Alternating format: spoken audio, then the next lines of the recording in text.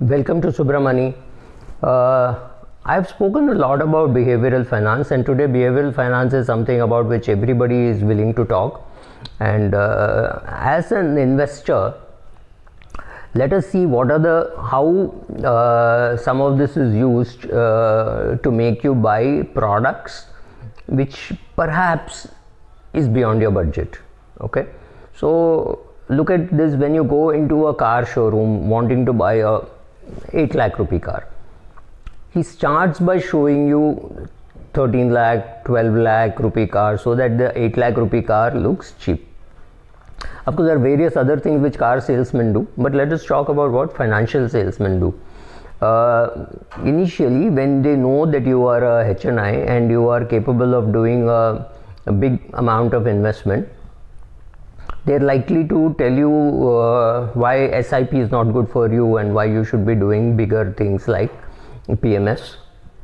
And then they are likely to show you the AIF. Now the AIF minimum size is 1 crore, and they'll keep talking to you about AIF so that the PMS at 50 lakhs looks very cheap. Alright, so then you say it's then it comes down to, oh sir, it's only 50 lakhs. 50 lakhs to you would have looked very big, but the fact that they showed you the 1 crore AIF. Now this is, let us take a simpler example. You go into a showroom and you're looking to buy shoes. You look for shoes which are at 2000 rupees, and you are unable to make up your mind, and you're looking at 2000 and 4000 rupee shoes. You think the 4000 rupee shoes is too expensive. Suddenly you will find the hush puppy being offered to you at 9999.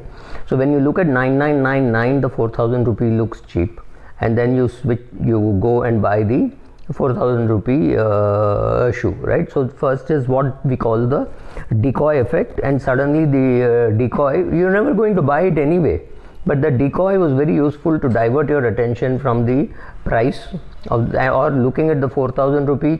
You were comparing the 4000 to 2000. I've shifted your comparison from 4000 to 9000, so you buy the 4000 rupee shoe, exactly how you would buy a PMS instead of going in for some 10 lakh rupee one-time mutual fund investment. You will suddenly go for a 50 lakh rupee, which will be told to you that you can give part cash, part your portfolio, part blah blah blah, and therefore that 50 lakh investment does not look as expensive as it looked initially, right? So that is what we call the decoy effect. Heuristic. It is the human tendency to base our decision on our emotions and simple decisions, right? For example, when big numbers are given to you, the big number sticks to your head better than a percentage. So if I tell you that 1300 people out of 10,000 died of this disease, that looks bigger than a disease where 23.4% of the people died, because 23.4% you don't translate. You compare 23 to 1300 and you think 1300 is bigger. Actually 1300 out of 10,000 is 13%, whereas this is 23%. So when returns are shown to you, a good chance that the mutual fund salesman or the insurance salesman is talking more in absolute terms, or trying to tell you, oh sir, this has given 584% return over 10 years. 584 sounds awesome. Why should he come and tell you that this has given 7% return or 8% return CAGR? That doesn't sound very big. Similarly, SIPs are, what are SIPs? SIPs are again broken down into monthly payments or daily payments or weekly payments and made to look smaller. So when I need you to look at smaller things, I will split it up as much as possible. When I want you to look at bigger things and I want to tell you, sir, this has given 584% return over 10 years, and you suddenly somewhere do some maths and you think this is a fantastic return, and so you just fall for it. You don't sit and calculate how much is the return actually translated to CAGR. So when you're talking to a relationship guy who is trying to sell some product to you, always bring it down to give me the CAGR and give me the discrete return over 10 years. See whether 1 or 2 years have made up the CAGR to be very high. Please remember, if the current year return is some 78% or things like that, your 1 year, 3 year, 5 year will all look good, right? Remember, when you're talking of a 3 year return, this year 78 is also included in that. When you're talking of a 5 year, this 78 is also included in that. So be careful about what numbers are being given to you, because the heuristic effect will definitely take place, and you are likely, the better salesmen are trained in this. Not every salesman would be trained, but the higher end salesman is very likely to be trained in all this. Fundamental attribution error. This is a tendency to attribute situational behavior to a person's fixed personality. So you think a person who is well dressed is likely to tell you the truth more than a guy who is shabbily dressed. So the best of the goons are very likely to be very well dressed, wear a white shirt, white pant, carry a pen, and be well groomed, well perfumed, and very likely that he is trying to con you into buying something which is not very good, but he knows the minute he looks at you that way, you think, this is a nice guy, he's smelling good, he's looking good, he's wearing a nice shirt, right? So good chance that he's giving me a nice product. He makes you nod in such a way that you're likely to say yes, and you will sign up. The ideometer effect. This refers to the fact that our thoughts can make us feel the real emotions. You don't have to actually go through that experience, but just the feeling that when actors act, they don't go through the real emotions. So when a salesman acts, he doesn't go through the real emotions, but he talks to you in such a way. Sir, just imagine, your daughter is qualified, she is in Harvard, she's wearing a blue shirt and a black coat, she's holding her academic qualification in her hand. Do you want to be there? Yes. What happens if you're not there? Just remove yourself from that picture. You still want her to achieve, right? So please take insurance, right? This is exactly how the pitch will go, and this is the ideometer effect. So be careful about these pitches also. Confirmation bias, what you like and what you listen. So he knows. So first he comes and talks to you about saying, sir, HDFC is a great company and all, and you say, yes, I took a HDFC loan to buy a house, I have shares of HDFC bank. That's the end of story for you. The product which is being pitched is obviously some HDFC insurance or HDFC mutual fund, or so that's it. First he's got your consent on the group, then he shows how wealth has been created in the equity of that group, and then now you're being given a product which has got nothing to do with the equity of the group. You are the reason why this wealth is being created. That's fine, but that is exactly how you are you're bound to say yes to something which you wanted to anyway say. You wanted to say yes anyway, so he gets you into that mode and makes you say yes. Conservatism bias. This bias leads people to believe that the pre-existing information is more important than the fresh information, especially if the fresh information is not very conducive to your thinking. Then you will go with that one and say, no, I think that is right, what this fellow is saying is wrong.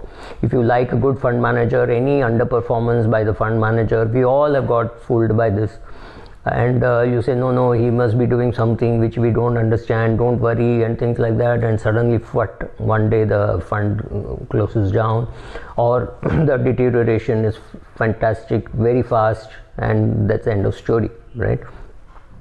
Then of course you have the ostrich effect, when you don't want to see what is happening and you've decided that no, I will not even look at, I know that this is happening. You're afraid of seeing the truth. That is something which the salesman doesn't have to do anything. It is just that he will push more products into you, saying, sir, the current market situation is such that this product doesn't look good, afterwards it will look good, kind of thing, right?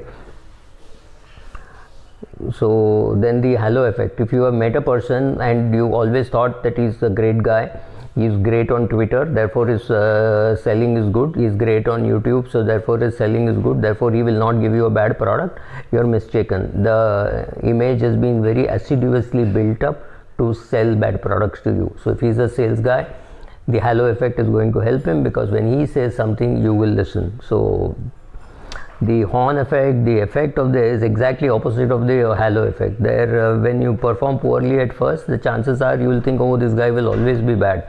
He gave you a fund at the peak of a bull market and then the market fell, you think it is his fault. It is not his fault. He came to you at the wrong time, that's all. So it is exactly the opposite of halo effect, and halo effect could be luck. Be careful about that. Planning effect is the planning fallacy. This is when you think, when in your mind you think, oh, I have to just go and do this, so it will take me just 10 minutes. Not true.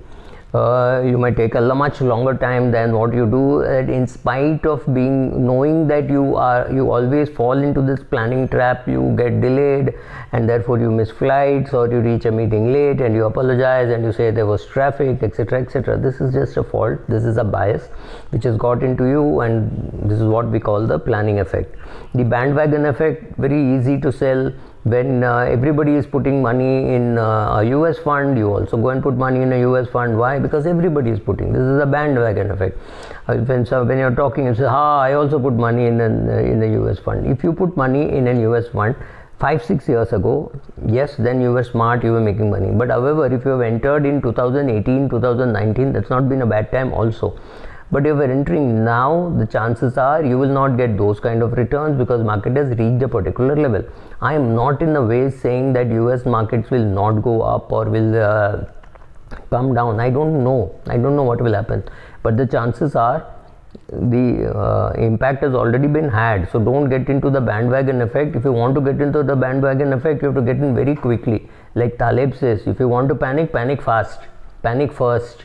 If you are an early panicker, then it makes sense. If you are a late panicker, then it makes no sense, because you will be left holding the baby, and good chance that you will enter the market late. So that if you are late, then you are into the bandwagon effect. Then there is a bias blind spot. This is a beautiful one. When everybody can see the risk in other person's portfolio and other person's life. For example, the risk in my portfolio doesn't lie in my portfolio, it lies in my health. I should have better health, I should eat less food, I should eat less sugar, I should cut down weight. That is where the risk is. However, I would spend more time on my portfolio, tweaking it a little. Should I sell something here? Should I sell something there? It doesn't matter. It's going to make no impact on my life. What will really have an impact is in my improving my health. I can't see that bias. I can see others. I can see the risk in other people's portfolio. This is called being judgmental, or actually you are being an advocate, and you think you are being judgmental. You are being an advocate, because if you are judgmental, you will judge yourself before you judge others. So you are not being judgmental. You are being an advocate for other people and telling them what is wrong in their portfolio, what is wrong in their life, and all that. But you can't see the bias which you are trapped in your own portfolio, in your own health, in your own life. You can't see that. That is the problem. That is called the blind spot of your own biases. Thank you.